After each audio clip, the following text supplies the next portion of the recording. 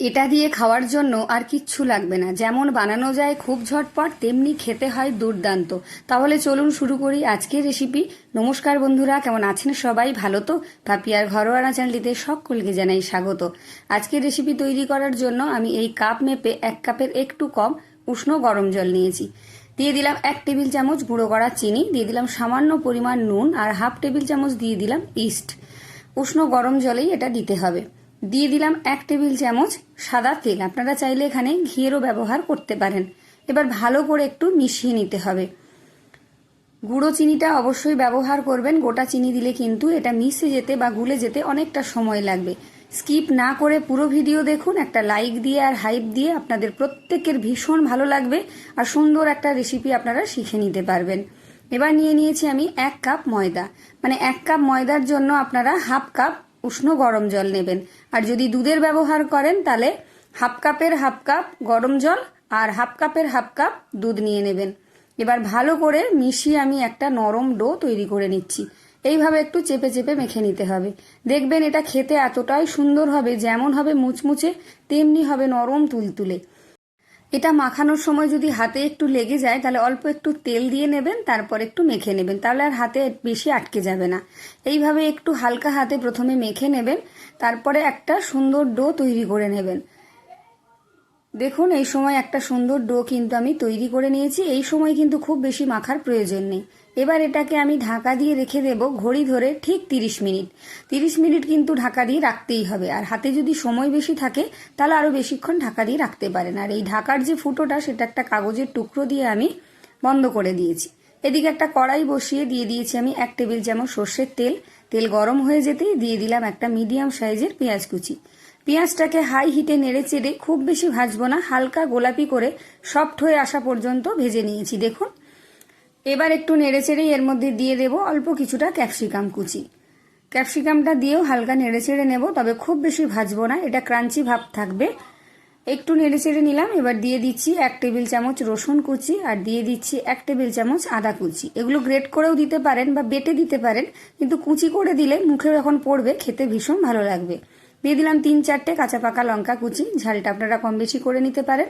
ভালো করে নেড়েচেড়ে একটু ভেজে নিয়ে এর মধ্যে দিয়ে দিলাম সামান্য কিছুটা কাসৌরি মেথি। এই সময় দিলে মেথি পাতাটা ভাজাও হয়ে যাবে, সুন্দর একটা গন্ধ আসবে আর দারুণ একটা সুস্বাদু স্বাদও আসবে। দিয়ে দিলাম হাফ চামচ নুন, হাফ চামচ হলুদের গুঁড়ো, হাফ চামচ চিকেন মশলা পাউডার, আর 1 চিমটি মতন গরম মশলার গুঁড়ো, সামান্য কিছুটা নুন। চিকেন মশলা পাউডার আপনারা যে কোনো ব্র্যান্ডের নিয়ে নিতে পারেন। এবারে হালকা আছে একদম একটু নেড়ে চেড়ে নিচ্ছি যাতে এই মশলাটা পুড়ে না যায়। এবার এর মধ্যে দিয়ে দেব আমি আলু। আগে থেকেই একটা গোটা আলু অর্ধেক করে সেদ্ধ করে রেখেছিলাম, সেটাকে এইভাবে আমি একটু গ্রেট করে দিয়ে দিচ্ছি। আপনারা এখানে আলুর বদলে চিকেনের ব্যবহারও করতে পারেন। এবারে সমস্ত মশলার সাথে আলুটাকে একটু মিশিয়ে নেব। গ্যাসটাকে কিন্তু এবার একদমই লোতে রেখেছি, আর গ্যাস বাড়ানোর প্রয়োজন নেই। আঁচটা কমিয়ে কমিয়ে এটা তৈরি করে নিতে হবে। ভালো করে একটু মিশিয়ে নিয়েছি। আমি আগে থেকে একটা ডিম সেদ্ধ করে খোসা ছাড়িয়ে রেখেছিলাম, সেটাও এর মধ্যে গ্রেট করে দিচ্ছি। এটা একবার যদি তৈরি করেন তাহলে অনেক কিছুর মধ্যেই কিন্তু পুর হিসেবে ব্যবহার করতে পারবেন। এটা খেতে ভীষণই টেস্টি হয়। ভালো করে সব কিছুর সাথে একটু মিশিয়ে নেব। বেশিক্ষণ এটাকে আর নাড়াচাড়া করার দরকার নেই, এটা মোটামুটি রেডি হয়ে এসেছে। এটা নামানোর আগে দিয়ে দেবো সামান্য কিছুটা চিলি ফ্লেক্স। চিলি ফ্লেক্সটা দেবেন, খেতে ভালো লাগবে। আবারও একটু নাড়াচাড়া করে স্টাফিংটা কিন্তু আমার একদম রেডি হয়ে গেছে। এবার এটাকে আমি তুলে নেব। এটাকে আপনারা নিরামিষভাবেও বানাতে পারেন, আপনাদের খুশি মতো বানিয়ে নেবেন। তবে এইভাবে বানালে খেতে ভীষণ টেস্টি হয়। নিরামিষভাবে বানালে ডিম পেঁয়াজ রসুনটা বাদ দিয়ে নেবেন। এটাকে এবার আমি একটা প্লেটের মধ্যে তুলে ঠান্ডা করে নেব। দেখুন, আর যে ময়দাটা আমি মেখে রেখেছিলাম ঠিক 30 মিনিট পর আমি এটাকে নিয়ে নিয়েছি, ঢাকা খুলে নিলাম। দেখুন কতটা পরিমাণে ফুলে উঠেছে। এবার এটাকে একটু আঙুল দিয়ে চেপে চেপে ভেতরের যে হাওয়াটা সেটা বার করে দেব, আর ভালো করে একটু মেখে নেব। এই সময় কিন্তু ময়দার ডোটা অনেকটাই হালকা হয়ে গেছে, ঠিক পাউরুটি যেরকম হয় সেই রকম হালকা হয়ে গেছে। একবার বানিয়ে দেখবেন, বুঝতে পারবেন। এই সময় কিন্তু ময়দাটাকে একটু ভালো করে মেখে নিতে হবে চেপে চেপে, ভেতরে যেন একটু হাওয়া না থাকে। আর যদি হাতের মধ্যে একটু লেগে আসে তাহলে অল্প অল্প করে ময়দার গুঁড়ি ছড়িয়ে একটু চেপে চেপে মেখে নেবেন।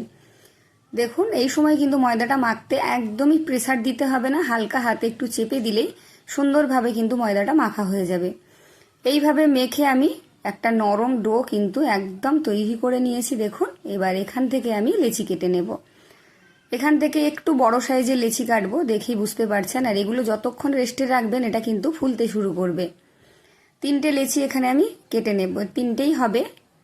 দেখুন 3টে লেচি কাটা হয়ে গেছে। এবার এটাকে ঢাকা দিয়ে রাখবো। এটা ঢাকা দিয়ে রাখলেই কিন্তু আপনা থেকেই ফুলতে শুরু করবে, তাই এটাকে অবশ্যই ঢাকা দিয়ে রাখবেন, নাহলে ওপরের দিকটা ড্রাই হয়ে যেতে পারে।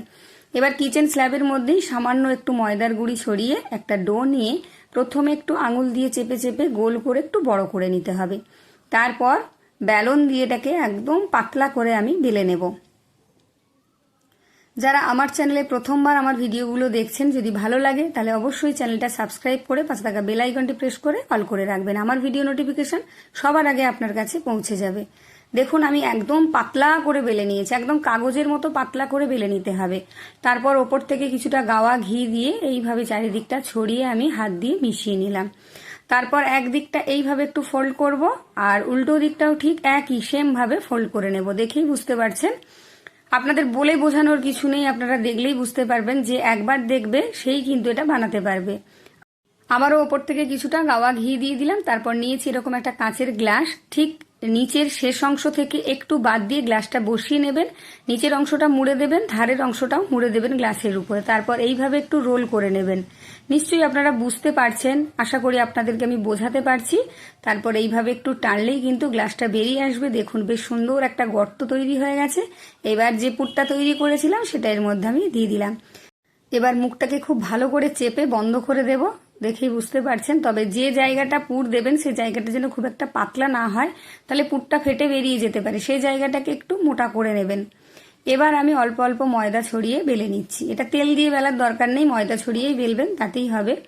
হালকা হাতে বেলে নিচ্ছি। দেখুন কতটা সুন্দরভাবে চারিদিকটা পুরটা ছড়িয়ে গেছে আর কতটা সুন্দরভাবে তৈরি হয়ে গেছে। প্রচুর লেয়ার পড়বে। একটা তৈরি হয়ে গেছে, আমি আবারও একটা তৈরি করে দেখিয়ে দিচ্ছি আপনাদের বোঝার সুবিধার জন্য। এইভাবে প্রথমে একটু চেপে চেপে বড় করে নেবেন আটার গুঁড়ি দিয়ে, তারপর একদম পাতলা করে বেলে নিতে হবে। আবারও ঘি ছড়িয়ে দিলাম। যদি আপনাদের বেশি ভালো লাগে তাহলে সবার মধ্যে একটু শেয়ার করে দেবেন, যাতে তারাও এইভাবে একটু বানিয়ে নিজেদের বাড়ির লোকদের বা নিজেরা খেতে পারে। অবশ্যই একটা লাইক দেবেন, হাইপ দেবেন, কমেন্ট করে জানাবেন কে কোথা থেকে দেখছেন আর আপনাদের কেমন লাগলো। যদি ফেসবুক থেকে দেখেন, যদি ভালো লাগে তাহলে অবশ্যই পেজটা ফলো দিয়ে রাখবেন আর একটা লাইক দিয়ে কমেন্ট করে জানিয়ে যাবেন কেমন লাগলো। দেখুন আরও একটা তৈরি হয়ে গেছে, দেখেই বুঝতে পারছেন। একটু চাপ দিলেই কিন্তু এটা পুরো গ্লাসটা বেরিয়ে আসবে, একটা গর্তের মতো তৈরি হয়ে যাবে। একটা লেয়ার নিয়ে আমি ওদিকটা টেনে গর্তের মাঝখানটা একটু মোটা করে দিয়েছি। তারপর পুরটা দিয়ে দিলাম, দিয়ে হালকা হাতে একটু চেপে এভাবে মুড়ে দিলেই হবে। অসংখ্য লেয়ার পড়বে, মুচমুচে হবে আর নরম হবে একদম, ভীষণ সুন্দর লাগবে খেতে। আবার অল্প আটার গুঁড়ি দিয়ে হালকা হাতে একটু বেলে আমি গোল করে নেব। এটা আপনারা লম্বা করেও বেলে নিতে পারেন, তবে খুব বেশি বড় করতে যাবেন না, একটু এইরকম মোটা করে বেলে নিতে হবে। দেখেই বুঝতে পারছেন আপনারা। এইভাবে আরও একটা রেডি করে নিয়েছি। সবকটাই আমার রেডি করে নিয়ে এবার গ্যাসের ওপর একটা প্যান বসিয়ে সামান্য কিছুটা সাদা তেল দিয়ে দিলাম। খুব বেশি তেলের প্রয়োজন নেই। তেলটাকে চারিদিকে একটু ছড়িয়ে দিয়ে গরম করে নিয়েছি। এবার একটা করে আমি দিয়ে দিলাম। এটা একটা একটা করেই ভাজতে হবে, দুটো করে কিন্তু ভাজা যাবে না। আর আপনারা চাইলে তেল ছাড়া শুকনো প্যানের মধ্যেও কিন্তু এটাকে ভেজে নিতে পারেন, তাতেও হবে। তাতেও কিন্তু ভীষণ মুচমুচে হবে, লেয়ারযুক্ত হবে, খেতেও ভালো লাগবে। দেখুন কতটা কম তেলে এটা ভাজা হয়। এক পিঠটা ভাজা হয়ে যেতেই অপর দিকটা আমি উল্টে দিয়েছি। একটু হালকা হাতে প্রথমে তেলের ওপর দেবেন, তারপর হালকা হাতে উল্টে নেবেন। তারপর চেপে চেপে বা একটু ঢাকা দিয়েও আপনারা ভেজে নিতে পারেন। ঢাকা দিলেও কিন্তু বেশ সুন্দরভাবে ফুলে উঠবে, খুব কম সময়ে ভাজা হয়ে যাবে। দেখুন কতটা ফুলে উঠেছে। একটু মুচমুচে করে ভেজে নেবেন। আমি কিন্তু প্রথমে যা তেল দিয়েছি আর তেল দিইনি, ওই তেলেই কিন্তু এটাকে মুচমুচে করে ভেজে নিয়েছি। দেখুন প্রতিটা লেয়ার আপনা থেকে ছেড়ে আসছে আর দেখতে কতটা সুন্দর হয়েছে। দেখুন লোভনীয়। এটা দিয়ে খাওয়ার জন্য কিচ্ছু লাগবে না, শুধুই মুখেই এটা খাওয়া হয়ে যাবে। আর একদিন যদি বানিয়ে খান তাহলে প্রতিদিন এটা বানানোর আবদার আসবে, প্রত্যেকে প্রশংসা করবে। আবারও একটা ভেজে দেখিয়ে দিচ্ছি। দেখুন এইভাবে হালকা হাতে দিয়ে উল্টে পাল্টে ভালো করে ভেজে নেবেন। প্রত্যেকটা এই আলুর নান কিন্তু ফুলে উঠবে, যেহেতু আলুর পুর দিয়েছি তাই এটা আলুর নান। নানের থেকেও কিন্তু আরও বেশি সুন্দর লাগবে এটা খেতে। একবার অবশ্যই বানিয়ে খেয়ে আমাকে কমেন্ট করে যাবেন। আরও একটা রেডি হয়ে গেল। এইভাবে সমস্ত কটাই আমি রেডি করে নিয়েছি। দেখুন তো কেমন হয়েছে। সকালে ব্রেকফাস্টে, রাতের ডিনারে অথবা সন্ধেবেলায় চায়ের সাথে আপনারা বানিয়ে অনায়াসেই খেতে পারেন। দেখুন কতটা নরম হয়েছে। আমি একটা ভেঙে দেখিয়ে দিচ্ছি, এইভাবে কিন্তু ভাঁজ করেও আপনারা পরিবেশন করতে পারেন। আর কতটা নরম আর মুচমুচে হয়েছে দেখে বুঝিয়ে দিচ্ছি। দেখুন, এই দেখুন, দেখেই বুঝতে পারছেন। তাহলে কেমন লাগলো অবশ্যই কমেন্ট করে জানাবেন। যদি ভালো লাগে তাহলে অবশ্যই লাইক, কমেন্ট, শেয়ার, সাবস্ক্রাইব করে দেবেন। যারা এতক্ষণ আমার ভিডিও দেখেছেন তাদেরকে অসংখ্য অসংখ্য ধন্যবাদ। আজকের মতো বিদায় নিচ্ছি। দেখা হবে আবার একটা অন্য রেসিপি নিয়ে। টাটা।